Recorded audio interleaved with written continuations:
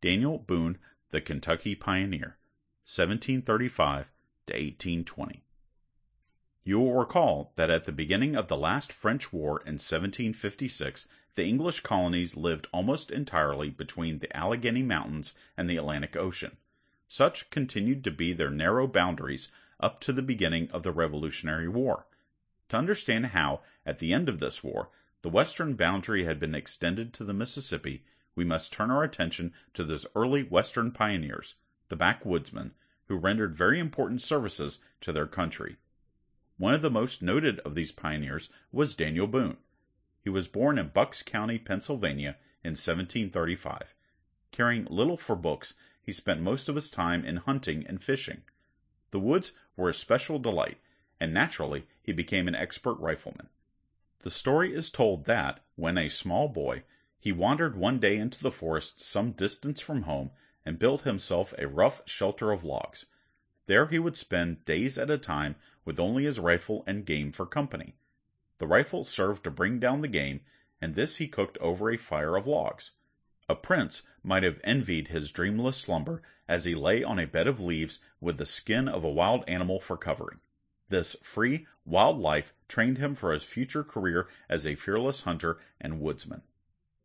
When Daniel was about 13 years old, his father moved to North Carolina and settled on the Yadkin River, where Daniel grew to manhood. After his marriage at the age of 20, he built him a hut in the solitude of the wilderness, far removed from other settlers' homes. But Boone was restless. For years he looked with eager eyes towards the rugged mountains on the west and to the country beyond. Day by day, his desire to visit this wild unknown region increased, until he could no longer restrain it. By the time he was 25, he had begun his explorations and had pushed his way as far as Boone's Creek, which is a branch of the Watauga River in eastern Tennessee. Near this creek there yet stands a beech tree with the inscription, D. Boone killed a bar on this tree in the year 1760. 9 years after this date, Daniel Boone, in company with 5 other men, started out on May 1st to cross the Allegheny Mountains. For 5 weeks, the bold travelers picked their way through the pathless woods. But when in June they reached Kentucky, they were rewarded for all the hardships they had endured. For here was a beautiful country with an abundance of game, including deer, bears, and great herds of bison. They promptly put up a shelter made of logs and open on one side. The floor of this camp, as it was called, was the earth, covered with leaves and hemlock twigs. 6 months after their arrival, Boone and a man named Stewart had an unpleasant experience. While off on a hunting expedition, they were captured by an Indian party. For 7 days, the dusky warriors carefully guarded their prisoners. But on the 7th night, having gorged themselves with the game killed during the day, the Indians fell into a sound sleep. Boone, while pretending to be asleep, had been watching his opportunity. So when the right moment came, he quietly arose, awoke Stewart, and the two crept stealthily away until out of hearing of the Indians. Then, leaping to their feet, they bounded away like deer through the dark woods towards their camp. This they found deserted, and what had become of their friends they never learned. Some weeks later, Boone was pleasantly surprised by the appearance at the camp of his brother, Squire Boone, and a companion. The 4 men lived together without special incident, until one day Stewart was surprised and shot by some Indians. Stewart's death so terrified the man who had accompanied Squire Boone that he gave up the wilderness life and returned to his home. Boone and his brother remained together in the forest for 3 months longer, but their ammunition getting low, on May 1st, Squire Boone returned to North Carolina for a fresh supply and for horses. Daniel was thus left alone, 500 miles from home. His life was in constant peril from wild beasts and Indians. He dare not sleep in his camp, but resorted at night to a canebrake or some other hiding place, where he lay concealed, not even kindling a fire, lest its light might betray him. During these months of solitary waiting for his brother, Boone endured many privations. He had neither salt, sugar, nor flour, his sole food being game brought down by his rifle. But the return of his brother, in July, with the expected provisions, brought him much good cheer. After 2 years of this experience in the wilderness, Daniel Boone returned to his home on the Yadkin to make preparations for removal. by September 1773, he had sold his farm and was ready to go with his family to settle in Kentucky. His enthusiastic reports of the fertile country he had been exploring found eager listeners, and when his party was ready to start, it included, besides his wife and children, 5 families and 40 men, with a sufficient number of horses and cattle. Unhappily, they were attacked on their way by Indians, and 6 men, one of them Boone's eldest son, were killed. Discouraged by this setback, the party returned to the nearest settlement, and for a while longer the migration westward was postponed. But it was Boone's unflinching purpose to settle in the beautiful Kentucky region.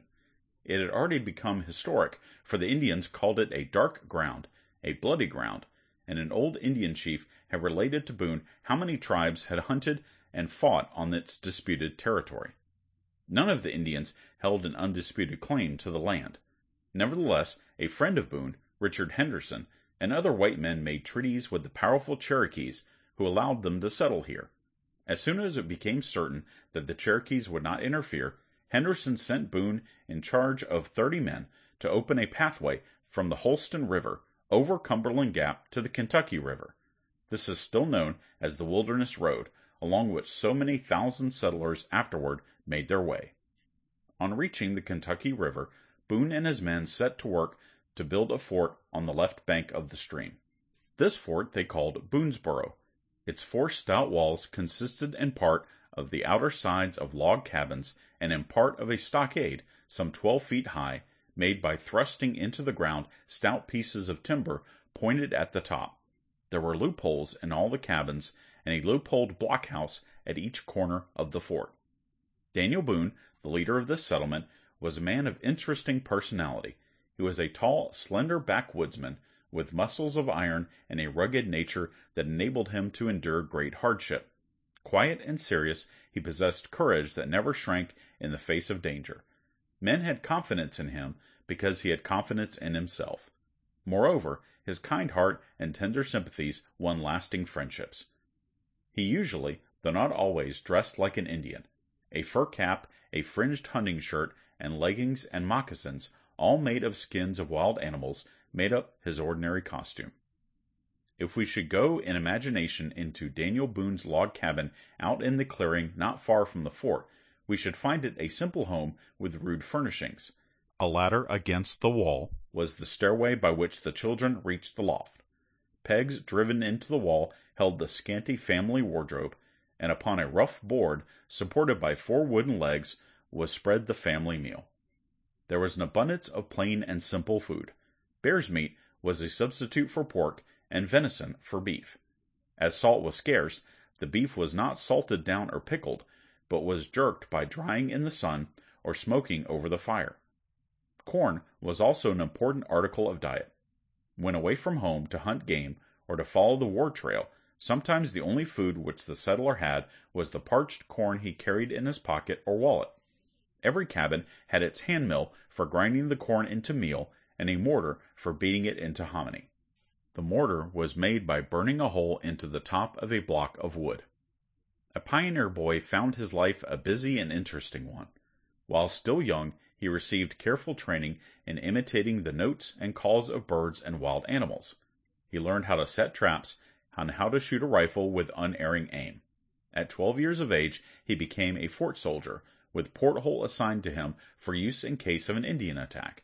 He received careful training also in following an Indian trail and in concealing his own when on the warpath.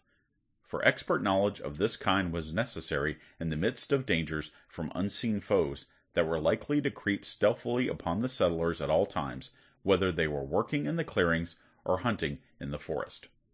After building the fort, Boone returned to his home in North Carolina for his family. Some months after the family reached Boonesboro, Boone's daughter, with 2 girlfriends, was one day floating in a boat near the riverbank. Suddenly, 5 Indians darted out of the woods and, seizing the 3 girls, hurried away with them. When in their flight, the Indians observed the eldest of the girls breaking twigs and dropping them in their trail. They threatened to tomahawk her unless she stopped it. But watching her chance, she from time to time tore off strips of her dress and dropped them as guides to the pursuing whites. As soon as possible after hearing of the capture, Boone, with 7 other men from the fort, started upon the trail of the Indians and kept up the pursuit until, early on the second morning, they discovered the Indians sitting around a fire cooking breakfast. Suddenly the whites, firing a volley, killed 2 of the Indians and frightened the others so badly that they beat a hasty retreat, leaving the girls uninjured. Early in 1778, Boone and 29 other men were captured and carried off by a party of Indian warriors. At that time, the Indians in that part of the country were fighting on the English side in the Revolution, and as they received a ransom for any Americans they might hand over to the English, they took Boone and the other men of his party to Detroit.